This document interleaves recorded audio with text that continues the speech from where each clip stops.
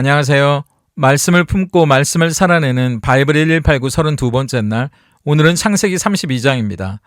31장에서 외삼촌이자 장인이었던 라반의 집에서 도망치듯 빠져나온 야곱의 가족을 뒤쫓아온 라반의 꿈에 하나님이 나타나셔서 야곱에게 해를 입히지 못하도록 막으셨기 때문에 라반이 야곱을 만나기는 했지만 서로 간의 입장 차이만 확인하고 이제 각자 서로에게 해를 입히지 말자는 약속을 하고 헤어지게 됐는데요. 뒷맛이 씁쓸하긴 했지만 하나님의 섭리 안에서 의미 있는 일이었던 것이, 만약 라반을 만나서 이런 약속을 맺지 않았다면 야곱은 20년 만에 돌아가는 고향에 하마터면 외삼촌, 장인의 집에서 도망쳐 나온 도망자의 신세로 들어갈 수밖에 없었거든요. 그런데 라반을 만나서 어쨌든 합법적으로 인정과 축복을 받았기 때문에 한 가정의 가장이자 한 가문의 족장으로 돌아갈 수 있게 돼서 감사한 일이었다는 겁니다. 그런데 뒤에서 쫓아오던 라반의 문제는 이렇게 해결됐는데 야곱 앞에서 기다리고 있던 더 큰 문제가 있었습니다. 그건 세일 땅 에돔에 살고 있던 형 에서였는데요. 형 에서에게 동생 야곱은 어떤 존재였습니까? 지난 25장, 사냥에서 돌아와 가뜩이나 배가 고팠을 때 일부러 죽 냄새를 피워가면서 장자의 권리를 빼앗은 교활한 동생이었잖아요. 27장에서는 아예 작정을 하고 형 에서인 척하고 가문의 후계자로서의 축복까지 빼앗아간 도저히 용서할 수 없던 파렴치한 원수 같은 동생 아니었습니까? 그걸 야곱도 너무나 잘 알고 있었으니까 이제 돌아가는 길이 너무 두려운 겁니다. 그런데다가 사람을 먼저 보내서 인사를 전했는데 형 에서가 400명을 거느리고 오고 있다는 거예요. 너무 겁이 나서 하나님께 간절히 기도를 드립니다. 그리고 그곳에서 밤을 새면서 형에게 보낼 선물을 준비하는데요. 염소, 양, 낙타, 소, 나귀, 이런 것들을 여러 때로 나눠서 선물 행렬을 보냅니다. 어떻게든 형의 마음을 누그러뜨려 보려는 거죠. 자기가 잘못한 걸 만회해 보려고 노력하는 겁니다. 그렇게 마지막에는 가족들까지 먼저 떠나보내고 혼자 밤에 야복강 나루터에 앉아있는데 정체를 알 수 없는 누군가가 야곱에게 씨름을 걸어오게 되고 밤새 그 씨름이 이어집니다. 도저히 야곱이 포기를 안 하니까 이 사람이 야곱의 허벅지 뼈를 쳐서 불구를 만들어 버립니다. 그때서야 야곱이 이 사람이 보통 사람이 아니라는 걸 알아차리고 은혜를 달라고 복을 달라고 매달리게 되죠. 그래서 이 사람이 야곱의 이름을 이스라엘로 바꿔줍니다. 이름이 바뀌면 운명이 바뀌고 이름이 바뀌면 인생이 바뀌는 거잖아요. 실제로 이때부터 야곱의 인생이 바뀌게 되는데요. 야곱이 이곳의 이름을 브니엘, 하나님의 얼굴이라는 이름의 뜻으로 짓고 자기가 하나님을 만났고 하나님이 자기 인생을 바꾸어 주셨다는 걸 고백하는 것으로 이 32장이 마무리됩니다. 우선 32장은 두려움 가운데 가나안으로 돌아가는 야곱의 길에 하나님의 군대가 그를 만나주는 것으로 시작합니다. 1절과 2절을 보세요. 야곱이 길을 가는데 하나님의 사자들이 그를 만난지라. 야곱이 그들을 볼 때에 이르기를 이는 하나님의 군대라 하고 그 땅 이름을 마하나임이라 하였더라. 하나님은 우리가 어디를 가든지 그보다 먼저 앞서 가시고 당신의 군대로 우리를 지키시는 분이라는 걸 여러분도 알고 계십니다. 그런데 7절을 보세요. 야곱이 심히 두렵고 답답하여. 11절에도 내 형의 손에서 에서의 손에서 나를 건져내시옵소서. 내가 그를 두려워함은 그가 와서 나와 내 처자들을 칠까 겁이 나기 때문이니이다. 형 에서를 만나러 가는 길이 너무나 두렵다는, 너무나 겁난다는 말이 계속 나옵니다. 그래서 야곱은 두 가지 방법을 취하는데요. 하나는 인간적인 방법이고 하나는 신앙적인 방법입니다. 인간적인 방법은 400명을 데리고 다가오는 형 에서에게 자기 식솔들, 자기 가축들을 몇 개조로 나눠서 맞이하게 하는 거예요. 형 에서에게 줄 만한 선물을 대충 헤아려 보니까 암염소가 200, 순염소가 20, 암양이 200, 순양이 20, 낙타 30, 암소 40, 황소 10, 암낙이 20, 새끼낙이 10을 각각 때로 나눠서 거리를 두고 선물 행렬을 보내는 겁니다. 이유는 두 가지예요. 20절을 보세요. 또 너희는 말하기를 주의 종 야곱이 우리 뒤에 있다 하라 하니 이는 야곱이 말하기를 내가 내 앞에 보내는 예물로 형의 감정을 푼 후에 대면하면 형이 혹시 나를 받아주리라 함이었더라. 첫째는 사람 마음이 선물 싫어하는 사람은 없잖아요. 그것도 선물이 한 번으로 끝나는 게 아니라 줄줄이 계속 행렬로 들어오면 왠지 마음이 누그러지지 않겠습니까? 그리고 둘째, 만약 에서의 마음이 생각보다 그런 선물로 풀어지기에는 더 강팍해져 있다면 뒤에 있다가 그 소식을 듣고 빨리 도망가야 되니까 그만큼의 여유를 벌 시간이 필요하기 때문이죠. 그리고 제일 마지막으로는 그래도 자기 제수씨나 조카들의 얼굴을 보면 마음이 누그러질까 해서 레아와 라헬 11명의 아들과 딸들까지 자기보다 조금 앞서 보내는 거예요. 야곱은 이런 인간적인 방법만 쓰는 게 아니고요. 신앙적인 방법으로도 하나님을 붙듭니다. 9절부터 12절까지 보면 야곱의 간절한 기도가 나오거든요. 기도를 시작하는 9절을 보세요. 야곱이 또 이르되 내 조부 아브라함의 하나님, 내 아버지 이삭의 하나님 여호와여, 주께서 전에 내게 명하시기를 내 고향 내 족속에게로 돌아가라. 내가 내게 은혜를 베풀리라 하셨나이다. 야곱은 하나님의 이름을 부르면서 간절히 기도하기 시작합니다. 지금 나는 하나님이 가라고 하신 그 길을 순종하려고 가고 있습니다. 그런데 이런 어려움을 만났습니다. 그렇게 말하는 거예요. 그러니까 이 어려움 가운데 나를 건져달라고 기도하는 거죠. 형에게로부터 하나님 나를 지켜주십시오. 하나님은 야곱을 통해 그 자손이 바다의 모래처럼 많아지게 하신다고 말씀하시지 않았냐고, 그 뜻을 이루는데 형이 나를 해하면 안 되지 않겠냐고, 하나님 나를 지켜달라고 보호해달라고 간절히 도움을 요청하며 기도하고 있습니다. 그런데 어떻게든 무슨 방법으로든 에서를 만나는 문제를 해결하라고 전전긍긍하고 있는 야곱과는 달리 하나님에게는 에서를 해결해 주는 것보다 이 야곱을 만나는 문제가 더 급하셨다는 겁니다. 그래서 우리가 아는 것처럼 야곱이 모두를 떠나보내고 홀로 남아있던 야복강에 하나님이 찾아오시잖아요. 그리고 하나님이 야곱에게 씨름을 거시고 야곱의 이름을 바꿔주시죠. 그리고 오히려 불구가 된 야곱이 이겼다는 알쏭달쏭한 이야기를 남기고 떠나시잖아요. 오늘은 그 야복강가 이야기의 의미가 뭔지 우리가 한번 살펴보려고 합니다. 우선 야복강에서 벌어지는 씨름의 의미가 뭘까요? 그건 신앙은 내 힘으로 사는 게 아니라 하나님의 은혜로 사는 걸 보여주는 싸움입니다. 24절을 볼까요? 야곱은 홀로 남았더니 어떤 사람이 날이 새도록 야곱과 씨름하다가, 어떤 분들은 야곱이 씨름하듯이 하나님께 기도했다고 이야기하는데 이 씨름은 야곱이 하나님께 매달려 뭔가를 간구하는 기도가 아니에요. 이 씨름은 하나님이 일방적으로 야곱에게 걸어온 싸움이거든요. 갑자기 누군가가 나를 공격해 오니까 야곱도 씨름을 시작하는데 문제는 날이 새도록 승부가 안 나는 겁니다. 이 말은 바꿔 말하면 야곱이 악을 쓰면서 절대로 지지 않으려고 끝까지 삿발을 놓지 않고 이기려고 아등바등 거렸다는 말이거든요. 야곱은 지금까지 그렇게 살아왔습니다. 어머니의 뱃속에서부터 씨름하듯 형의 발 뒤꿈치를 잡고 태어났고요. 형의 권리를 빼앗았고요. 후계자로서의 축복도 빼앗았고, 외삼촌네서 악으로 버티고 움켜쥐며 씨름하듯 그렇게 살아왔으니까요. 그런데 이 야복강가의 씨름은 지금까지와는 뭔가 좀 다르게 느껴지는 겁니다. 뭔가 내 뜻대로 안 된다는 느낌이 드는 거예요. 그때 상대가 야곱의 허벅지 관절을 쳐서 부러뜨려 버립니다. 허벅지 관절은 웬만한 힘으로는 부러지거나 빠지기가 힘든 곳이라고 하더라고요. 그때서야 야곱은 자기가 씨름하는 상대가 누군지를 알게 됩니다.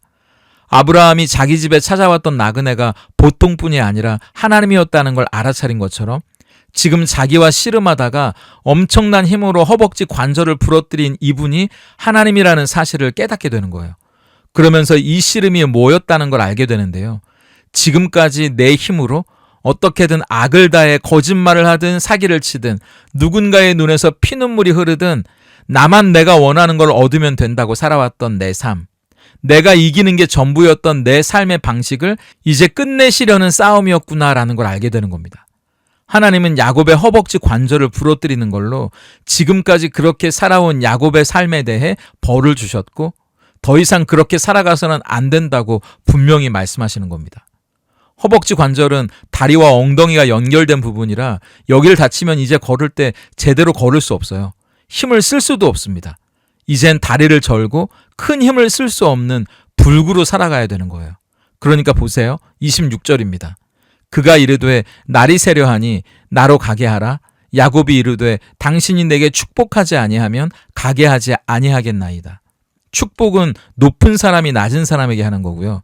이긴 사람이 진 사람에게 하는 겁니다. 지금 야곱은 허벅지 관절이 부러지고 나서야 내가 씨름하고 이겨먹으려고 했던 대상이 하나님이라는 걸 알게 됐고요. 이제 하나님과 씨름해서 뭔가를 얻어내려는 게 아니라 오히려 나를 불쌍히 여겨달라고, 은혜를 달라고 간절히 부탁하고 있습니다. 왜냐하면 이제 내 힘으로 살고 내가 원하는 건 어떻게든 사기를 치든 거짓말을 하든 무조건 얻어내는 삶은 끝났거든요. 하나님의 은혜로 살아야 한다는 걸 알게 됐어요. 하나님께 도와달라고, 이제 하나님만 의지하며 살아가는 삶이 시작됐다는 걸 알았기 때문에 하나님, 나를 복 주시지 않으면 내가 살 수 없다고, 은혜 주시지 않으면 살 수 없다고 그걸 간절히 구하고 있는 겁니다. 그러니까 이 압복강에서 벌어진 씨름은 어떻게든 내 힘으로 필요하다면 거짓말을 해서라도 내가 원하는 걸 얻어내려는 삶의 방식이 틀렸다는 걸 보여주시기 위해서 하나님이 찾아오신 방법이에요. 우리는 허벅지 관절을 맞아서 부러지기 전까진 내가 하나님과 대등한 싸움을 하고 있다고 생각하는지도 모릅니다. 내 힘으로 거의 얻었다 싶기도 하거든요.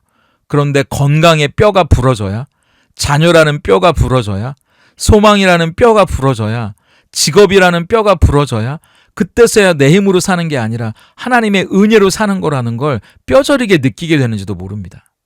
신앙은 내 힘으로 사는 게 아니라 하나님의 은혜로 산다는 걸 우리가 깨달아야 하지 않을까요? 그렇기 때문에 하나님을 이겼다는 말의 뜻이 뭘까요? 진짜로 우리가 하나님을 이겼다는 말이 아니라 하나님께 지는 것이 우리가 진짜로 이기는 거라는 뜻입니다. 28절을 보세요. 내 이름을 다시는 야곱이라 부를 것이 아니요 이스라엘이라 부를 것이니 이는 내가 하나님과 및 사람들과 겨루어 이겼음이니라. 하나님은 이제 자기 힘으로 사는 인생이기를 멈추고 하나님의 은혜, 하나님의 도우심으로 살아가기를 결정한 야곱의 이름을 바꿔주세요. 이해할 수 없는 건 하나님과 겨루어 이겼다는 말씀을 해주셨다는 겁니다. 사실 야곱이 이긴 게 아니잖아요. 야곱은 허벅지뼈가 부러져서 이제 평생 불구로 살아가야 되는데, 세상의 관점에서 보면, 지금까지 야곱이 살아왔던 관점에서 보면 진 거죠. 그런데 중요한 건 야곱의 이름이 달라졌다는 겁니다. 이름이 달라졌다는 건 그 사람의 정체성, 운명, 삶의 방식이 달라졌다는 거거든요. 지금까지는 내 힘으로 상대를 속이고 거짓말하면서 내가 원하는 걸 어떻게든 얻고야만 하는 삶의 방식이었기 때문에 하나님이 야곱을 인정해 주실 수가 없는 삶이었거든요. 지금까지 야곱은 이겨야만 갖는다고 생각했던 사람이었습니다. 1등을 해야만 인정받는다고 생각했던 사람이었잖아요. 그러니까 오죽하면 하나님과 씨름을 하면서도 지지 않고 이겨서 뭔가 얻어보려고 하지 않았습니까? 야곱은 자기 인생의 주인이 자기였던 사람이었거든요. 그러니까 자기가 제일 중요하고 자기를 위해서 사는 사람이었고, 심지어 하나님까지 자기를 위해서 있어야 되는 존재였을지도 모릅니다. 그런데 야복강 씨름이 끝나고 야곱의 모습을 보세요. 야곱이 달라졌습니다. 이제 자기 힘과 노력으로 살아가는 게 인생이 아니라는 걸 알게 됐고요.